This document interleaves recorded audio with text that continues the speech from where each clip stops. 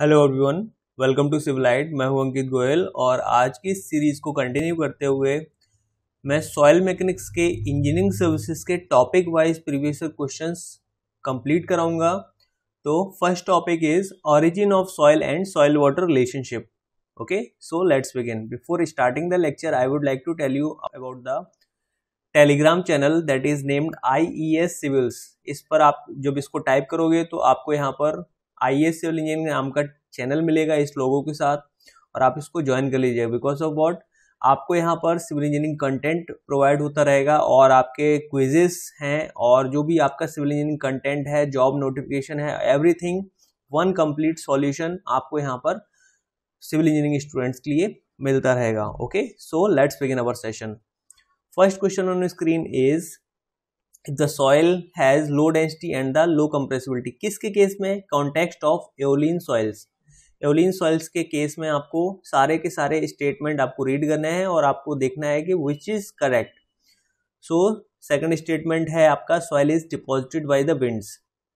तो ये तो सही है, ठीक है, soil is deposited by the winds।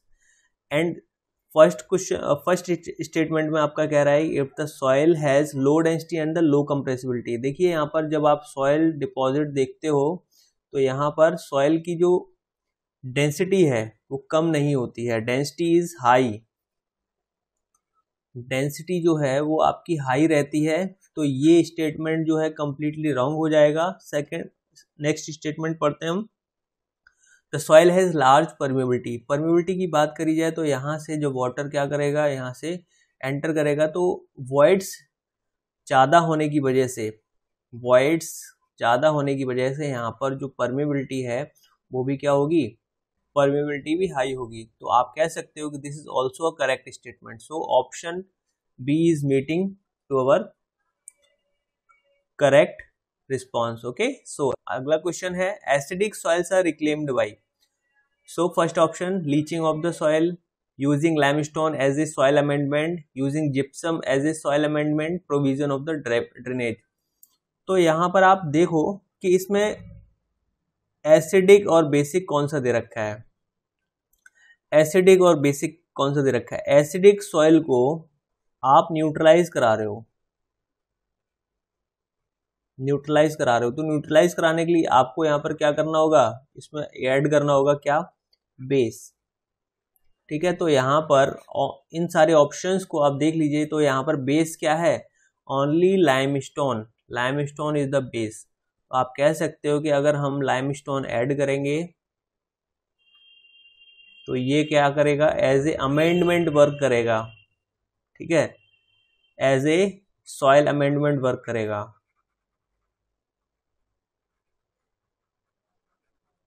किसमें, एसिडिक सॉइल के साथ, so B option is correct. Coming to the next question, the collapsible soil is associated with. तो यहाँ पर आप सारी सॉइल्स को चेक करेंगे, dune sand, lateritic soil, loess, black cotton soils. तो जो लुइस है, लुइस सॉइल में आपको देखने को मिलेगा लूज स्ट्रक्चर्ड सॉइल पाई जाती है, लूज स्ट्रक्चर्ड सॉइल। तो आप खुद से जानते हो कि जब आपका जो स्ट्रक्चर है लूज होगा तो इसमें कोलैप्स होने की कंडीशन ज्यादा रहेगी। ठीक है, तो आप कह सकते हो कि loess is a soil through which collapsible soil is associated. Okay, now coming to the next question, consider the following statements. So first statement is peat and muck are organic soils. Okay, second statement is peat is an inorganic soils whereas mud is an organic soils। पीट, सबसे पहले बात आप समझ लो, पीट जो है inorganic ना होके ये क्या होता है, ऑर्गेनिक होता है। तो आपका सेकंड स्टेटमेंट रॉन्ग हो गया है, first is correct.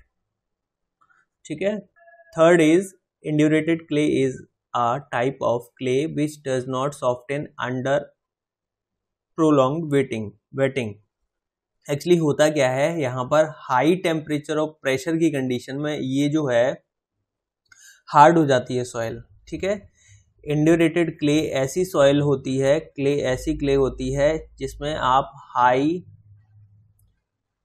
Pressure and temperature apply करते हो तो ये क्या हो जाती है, हार्ड। तो ये सिंपली जब हार्ड होने के बाद सिंपली ये सॉफ्टन नहीं होती है, it does not soften under the prolong waiting. आप इसके ऊपर आप क्या कर दो, इसको वेटिंग भी अप्लाई कर दो तो ये सॉफ्ट नहीं होगी। So third statement is correct. So option D is the correct answer. Okay, now coming to the next, knowledge about the moisture content is necessary to determine permeability. This is not compulsory. Okay, this is not compulsory कि आपको moisture content की जरूरत पड़ेगी permeability को निकालने के लिए। Second statement is some typical marine clay may have moisture content as high as 400%. So देखिए marine clay के लिए जो natural moisture content है W natural में अगर बोलूँ तो that is equal to 40% to 129% और यू कैन से 130% around.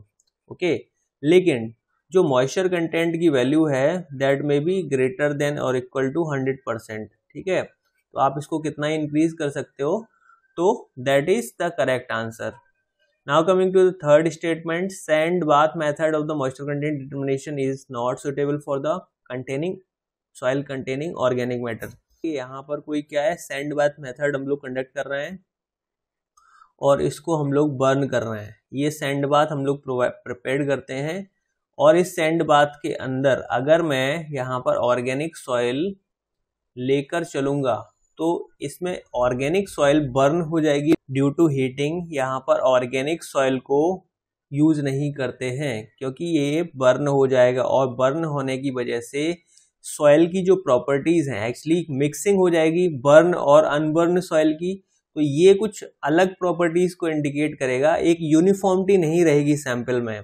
That is why option 3 is also a correct answer. So option C is the correct answer here. So option C is the correct answer here. Now coming to the next question, consider the following effects as indicative of complete saturation of the soil sample। complete saturation की मैं बात कर रहा हूं। अगर यहाँ पर complete saturation हो, देखो यहाँ पर मैं आपको एक कोई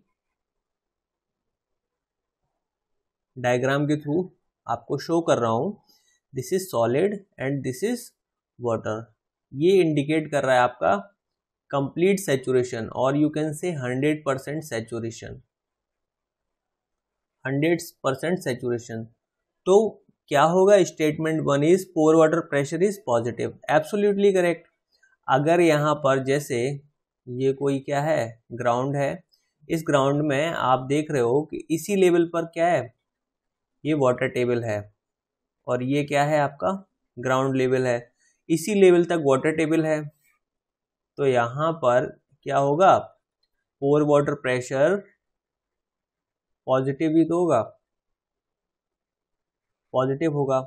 अगर मैं यहाँ पर कोई दूसरा एग्जाम्पल लेके बताऊं, ठीक है, एक और एग्जाम्पल लेके चलते हैं। ये है आपका ग्राउंड लेवल और ये है आपका सॉइल, ये आपका बेस है और यहाँ पर आपका वाटर टेबल है।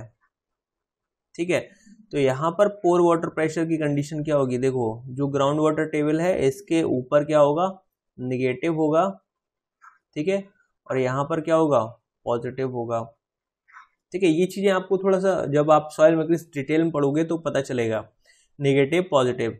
या फिर यहाँ पर कैपिलरी कंडीशन हो तब यहाँ पर कैपिलरी कंडीशन हो तब यहाँ पर पोर वाटर प्रेशर क्या होगा, नेगेटिव होगा। अभी इस कंडीशन में लेके चल रहे हैं सॉइल इज 100% सैचुरेशन या फिर कंप्लीट सैचुरेशन के केस है, so pore water pressure will be positive. Now coming to the second option, volume of water to the volume of voids equal to 1। Volume of water to the volume of voids equal to 1। तो यहाँ पर जो total voids का जो volume है, तो ये volume of void है, ये वॉल्यूम ऑफ void किसके बराबर है, this volume of void equal to volume of water actually। So we can say that इन्हीं का जो रेशियो होगा that will be equal to 1। तो ये स्टेटमेंट भी क्या है, करेक्ट है। Coming to the third statement, relative density is equal to 1। Relative density क्या होता है, आईडी या डेंसिटी इंडेक्स कह सकते हो इसको। तो that is equal to e max minus e natural upon e max minus e minimum. ठीक है ना, ई मिनिमम होगा। तो आप मुझे बताओ ये इक्वल टू 1 कब हो जाएगा? That will be equal to 1 if e minimum जो है that will be equal to e natural. तो ये क्या पॉसिबल है? आप मुझे बताओ 100% सैचुरेशन का केस है, तो जो वॉइड रेशियो होगा आप मुझे बताएं खुद से, मैं यहाँ पर लिख दे रहा हूँ। जो वॉइड रेशियो होगा, वॉइड रेशियो कैसा हो जाएगा? देखो वॉइड रेशियो मिनिमम तो नहीं होगा, मिनिमम तो नहीं होगा, ठीक है, दैट इज नॉट पॉसिबल।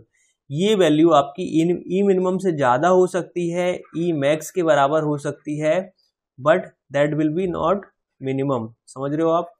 तो आप खुद से समझ सकते हो कि density index that will not be possible to equal to 1 in this case for the complete saturation. Okay, so third option will be incorrect. So option A is the correct answer here. 1 and 2 is only correct. Thank you so much. Thank you for being here. You can like this session, subscribe and share this session. Okay, so thank you so much.